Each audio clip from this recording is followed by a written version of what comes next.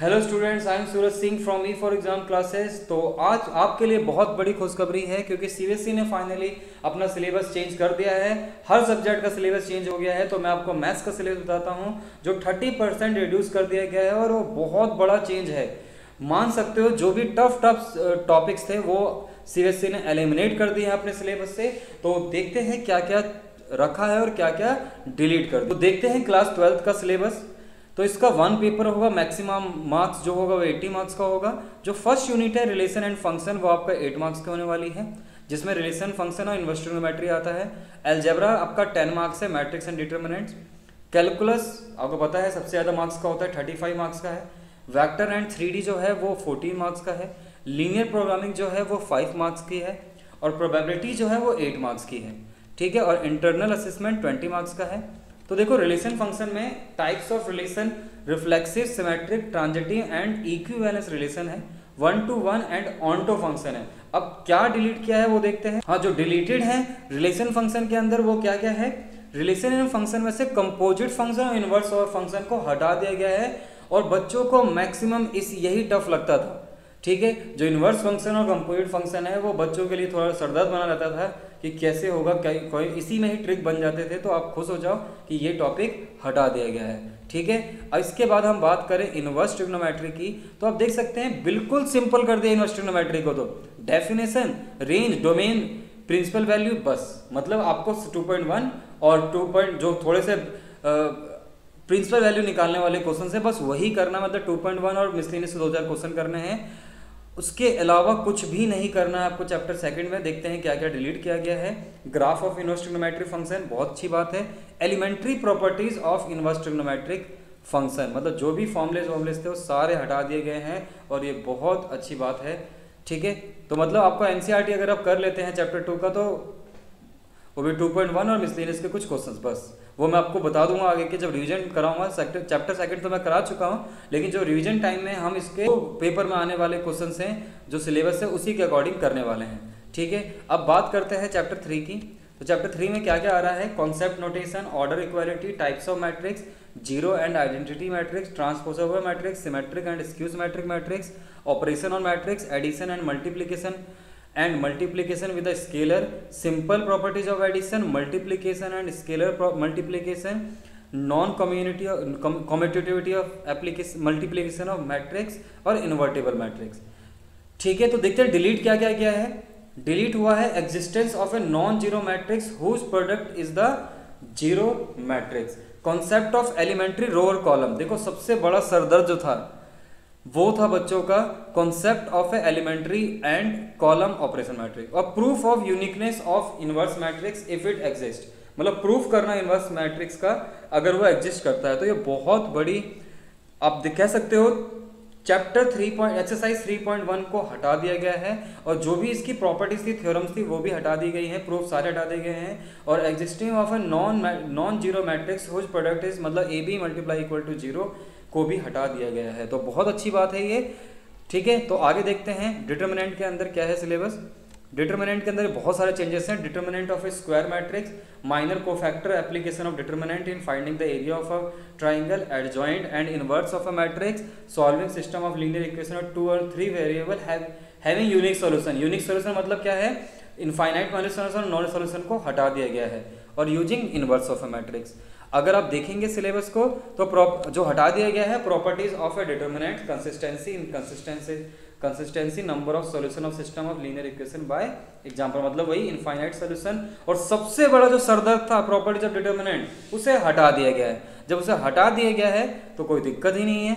अगर बात करें आगे कंटिन्यूटी की एंड डिफरेंशियबिलिटी की, तो continuity and differentiability, derivative of composite function, chain rule, derivative of inverse trigonometric function, derivative of implicit function, concept of exponential and logarithmic function, derivative of logarithmic and exponent function, logarithmic function, derivative of functions expressed in parametric और second order derivative. अब हटाया क्या गया है आपको पता है, Rawls and Lagrange's हटा दिया गया है। ठीक है, ज्योमेट्रिक इंटरप्रिटेशन और ये हटा ही दिया गया। वैसे हटा ही देना चाहिए था सीबीएसई को पहले ही, लेकिन इस साल हटा दिया है इसे। ठीक है, एप्लीकेशन ऑफ डेरिवेटिव देखें तो इसे बहुत आसान कर दिया गया है। अभी बताऊंगा कैसे। एप्लीकेशन ऑफ डेरिवेटिव में increasing decreasing function, tangent, normal, maxima, minima, and second derivative test और फर्स्ट डेरिवेटिव टेस्ट बोला गया है। बहुत ही सिंपल प्रॉब्लम्स आएगी, मतलब एनसीईआरटी से बाहर आपको नहीं जाना है। इसमें बहुत ही आसान कर दिया, 6 चैप्टर सबसे टफ हुआ करता था। इसमें हटा क्या क्या दिया है, rate of change of bodies और use of derivative in approximation, मतलब 6.1 और 6.4 आपको एक्सरसाइज करने की जरूरत नहीं है। अब देखते हैं इंटीग्रेशन के अंदर, integration as inverse process of integration और integration of variety of function. Substitution method है, पार्शियल है, बाय पार्ट्स है, एवोल्यूशन ऑफ सिंपल इंटीग्रल्स मतलब ये सम स्पेशल है, ठीक है। अब फंडामेंटल थ्योरम ऑफ कैलकुलस है, मतलब बहुत ही बेसिक जो थ्योरम्स थी, basic properties of definite integral है और एवोल्यूशन। इसमें बहुत बड़ी चीज हटाई गई है और बच्चों को जो सरदर्द बना रहता था। अब इंटीग्रल्स में देखो हटाए क्या क्या है, रूट ax² + bx + c वाले इस तरह के क्वेश्चन नहीं आएंगे, ये भी सम स्पेशल का पार्ट था। और डेफिनेट इंटीग्रल है, सम लिमिट ऑफ सम, ये भी सरदर्द बन जाता था बच्चों का, लेकिन कोई दिक्कत नहीं है, ये हट गया तो ठीक है। आगे देखते हैं एप्लीकेशन ऑफ इंटीग्रल में, ये तो आपको 8.1 एक्सरसाइज करना है और 8.2 एक्सरसाइज ही करना है। Application in finding the area under simple curves specially lines, parabola, area of circle, ellipse, बहुत आसान है, मतलब डबल फिगर वाले नहीं आएंगे क्वेश्चन एक भी, मतलब area bounded of 2 above said curves, ठीक है, मतलब कोई भी 2 कर्व नहीं आएंगे, मतलब 8.1 ही हमें करके जाना है और कुछ नहीं करना है हमें, ठीक है। इसका हमारे पास जो नेक्स्ट है डिफरेंशियल इक्वेशन जो है, उसमें देखो क्या है, definition, order and degree, general and particular solution of a differential equation, solution of differential equation by method of separation, homogeneous equation है, first order and second order degree, solution of linear differential equation है। इसमें dy/dx + py = q, इसमें dx/dy + px = q वाला नहीं दे रखा, सिर्फ एक ही type दे रखा है, मतलब इसमें भी बहुत बड़ी छटनी कर रखी है इन्होंने। तो आप देख सकते हैं इसमें जो मैंने बोला था फॉर्मेशन ऑफ डिफरेंशियल इक्वेशन 9.3 हटा दिया गया है इसमें से। Solution of linear differential equation of time, मतलब dx/dy जो मैं बता रहा था अभी, वो हटा दिया गया है, ठीक है। इसके बाद वेक्टर में भी बहुत बड़ी चीज की है इन्होंने, वेक्टर को तो आसान कर दिया, मतलब मजाक कर दिया है इन्होंने। Vector and scalars, magnitude and direction of a vector, direction cosines, direction ratios, types of vectors, position of a vector, negative vector, component of vector, addition of vector, multiplication of by scalar, position vector, point dividing a line segment in a given ratio, definition, geometrical interpretation, ये वैसे ही नहीं आता था, वैसे दे रखा है, कोई दिक्कत नहीं है। Properties and application of scalar, dot and cross product, ठीक है। लेकिन इसमें से जो हटा दिया गया, जो मेन होता था स्केलर ट्रिपल प्रोडक्ट, वही हटा दिया गया है, ठीक है। इसके बाद क्या दे रखा है 3D के अंदर, direction cosines, direction ratios, Cartesian equation and vector equation of a line, coplanar skew line, shorter distance between 2 lines, मतलब 11.1 11.2 दे रखा है। Cartesian and vector equation of a plane, distance of a point, मतलब plane में तो इसने लगभग हटा ही दिया है। अब देख सकते हो angle between 2 lines, angle between 2 lines, 2 planes, a line and a plane, मतलब लगभग 3D में तो बहुत ज्यादा इसने छटनी कर दी है, ठीक है।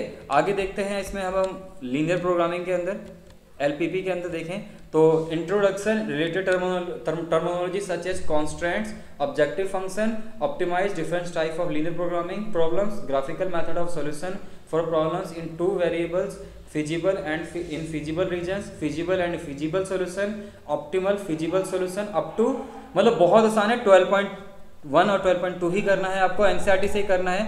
इसमें जो mathematical formulation of LP problem और अनबाउंडेड रीजन का अब मतलब बहुत बेसिक क्वेश्चन आने वाले हैं, ठीक है। इसके बाद जो लास्ट है आपका probability, conditional probability, multiplication theorem, independent event, total probability, Bayes theorem, random variable, मतलब ये पिछले साल के जैसा ही है, लेकिन इसमें एक चीज हटा दी गई है, उसे क्या, वो है मीन एंड वेरिएंस और binomial probability distribution. Binomial probability distribution तो पिछले साल भी नहीं थी, तो इस साल भी इन्होंने हटा दी है इसमें से, ठीक है। तो ये था सिलेबस में जो चेंजेस हैं। तो आपको क्या करना है, बुक क्या पढ़नी है, इसमें टेक्स्ट बुक एग्जाम्पल इतना करने की जरूरत नहीं है इस साल, लेकिन तब भी हम करेंगे। कम से कम जो सिलेबस चेंज हुआ है और जो सिलेबस है उसको अच्छे लेवल तक करेंगे कि हम 100 मार्क्स तक सिक्योर करें। तो आप वीडियो को लाइक, शेयर एंड सब्सक्राइब जरूर करें। तो थैंक यू फॉर वॉचिंग।